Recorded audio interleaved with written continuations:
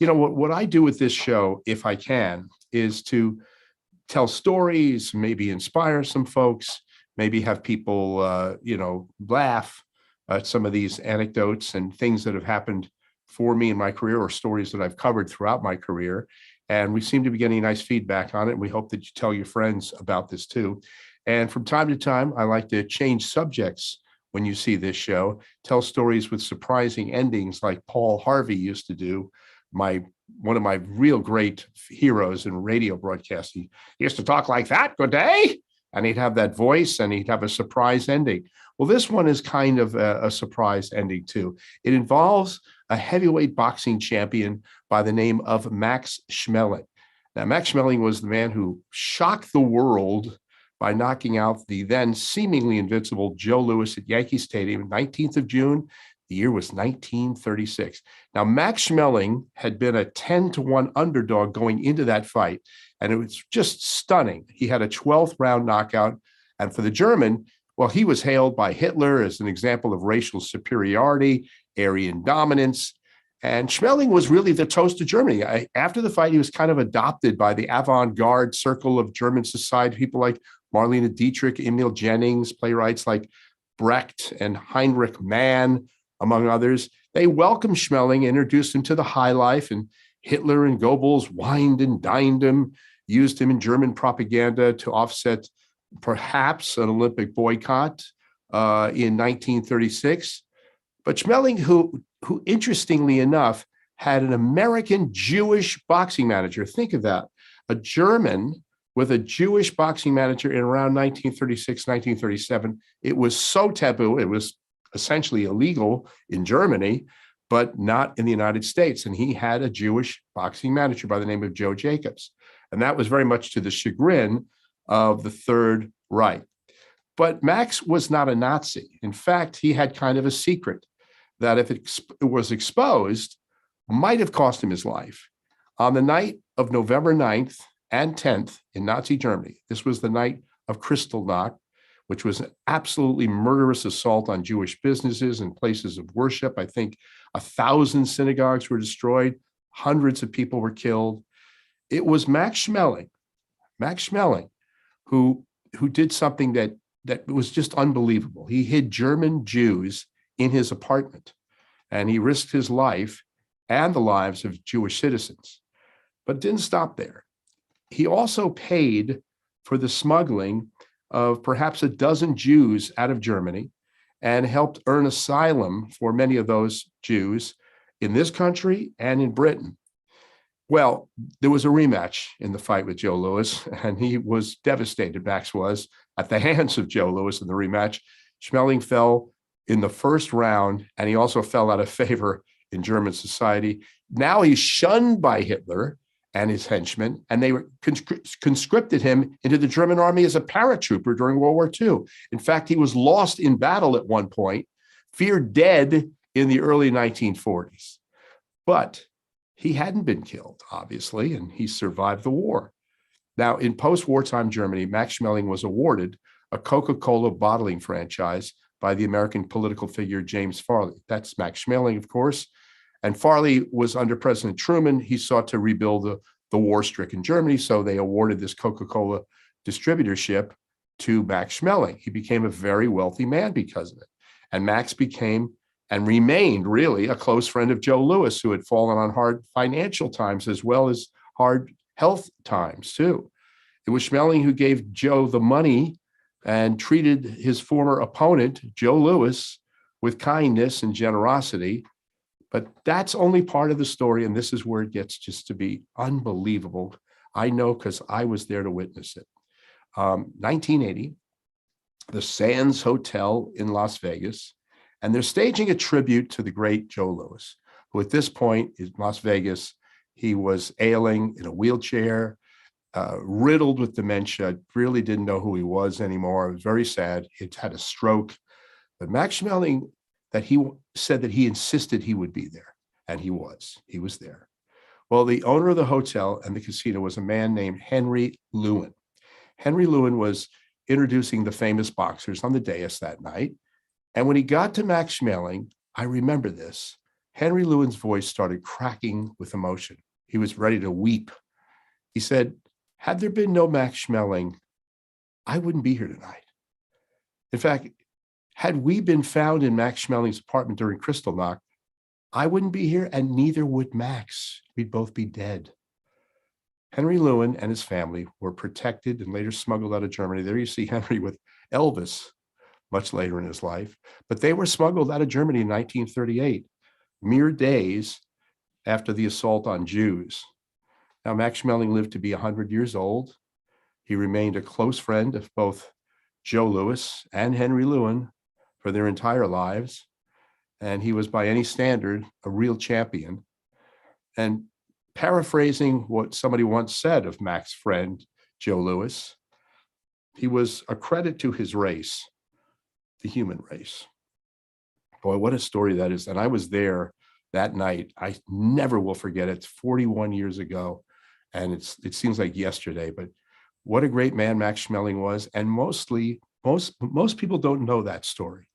And that's, to me, what makes the true champion, that he takes his time and makes his efforts and enables himself in some way, shape, or form for another human being, uplifting another human being. There it is again. So we're going to go from a story of Jews who were victimized and saved to Jews who did the saving, so to speak.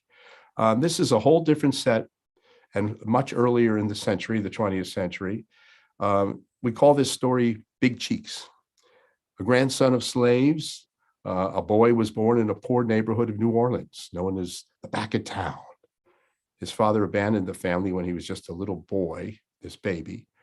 His mother became a prostitute, and the boy and his sister had to live with their grandmother. Now, early in life, he proved to be gifted for music. And with 3 other kids, he sang in the streets of New Orleans. His first gains were coins that were thrown his way. A Jewish family named the Karnofsky family. They had immigrated from Lithuania to the United States, and they felt sorry for this little boy. They brought him into their home. Initially, they gave him work in the house to feed him, who was very hungry. And he remained in this house and slept in this house, where for the first time in his life, really, he was treated with kindness and tenderness. And when he went to bed at night, Mrs. Karnofsky, that woman right there, sang him a Russian lullaby that he would sing with her. Later, he learned to sing and play several Russian and Jewish songs, and over time, this boy became the adopted son of this family. The Karnofskys gave him money to buy his first musical instrument, and it was the horn. It was the trumpet, that one. And that was the custom in Jewish families. They really admired the musical talent for this youngster and helped buy him that horn.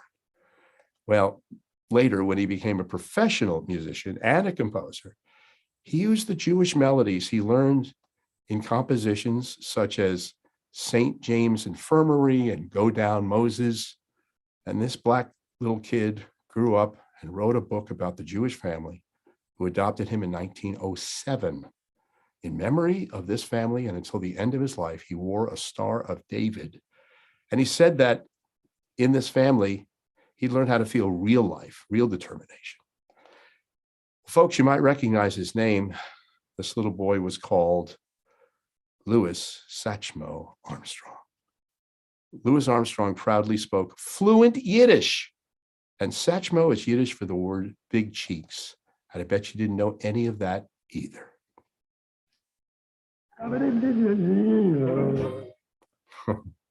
That's Satch, and he was probably the most important jazz musician, maybe one of the greatest musicians of the 20th century, most influential musician of the 20th century. And it all started as a little boy in a Jewish household, and Jewish people were kind to him, and Max Schmeling was kind to Jewish people. Pretty incredible stories. That's really our show for today. We have some more holiday stuff coming up next Monday and the Monday after that. We hope you are enjoying your holiday. A couple of things I want to mention. First of all, I have a couple books for availability for sale for the holidays. This is a child's book called Kobe and a Boy Named Roy. It's dedicated to the spirit of Kobe Bryant. It's a story of a little boy. This is a book for maybe 4 or 5-year-olds, maybe a little younger. And the illustration is done by my sister, Sue Sherman, does beautiful work. This is available at royfirestone.com. And proceeds of this book help benefit a Labrador Retriever Rescue, West Coast Labrador Retriever Rescue of Los Angeles. If you'd like the book, go to my website, royfirestone.com, purchase the book. I will personally sign it for you and inscribe it for you if you'd like. And this is the other book. This is the book for more mature adults. I don't know how mature I am. It's called That's What I'm Talking About. 90 or close to 100 stories like the ones you just heard are in this book. Either book you can purchase at royfirestone.com, or you can go to Amazon, and if you don't want it signed, you buy it there. We hope you do, and hope you enjoy both books, and it makes a great holiday gift. There's my plug.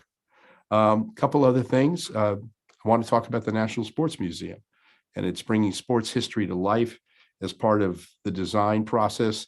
National Sports Museum's development team is seeking your feedback. They're asking all sports fans to contribute by sharing your favorite national sports moments. What you do is you pick up your phone like this, and you read into the phone what's your greatest moment in sports and what was maybe the most impactful sports moment for you. And when you do that, you'll possibly be a winner, because we're looking for moments that empowered you and inspired you and united you with other people. So when you do that video describing your sports moment that had the greatest impact, go to nationalsportsmuseum.org and talk about why that moment was so special to you. And the top entries, and this is where we're getting, are going to receive all kinds of prizes, including merchandise, NSM family membership. It's a pretty cool deal. And by the way, this museum that is under construction, at least right now in terms of support, hopefully we'll have it under construction with concrete and steel too in the next couple of years too. And if we do get it going, it's going to be on the shadows of Ebbets Field in Brooklyn, New York. We don't really have a national sports museum. We have a baseball Hall of Fame, football Hall of Fame, basketball Hall of Fame, but we don't have an all sports museum. And the National Sports Museum is a concept whose time has really come.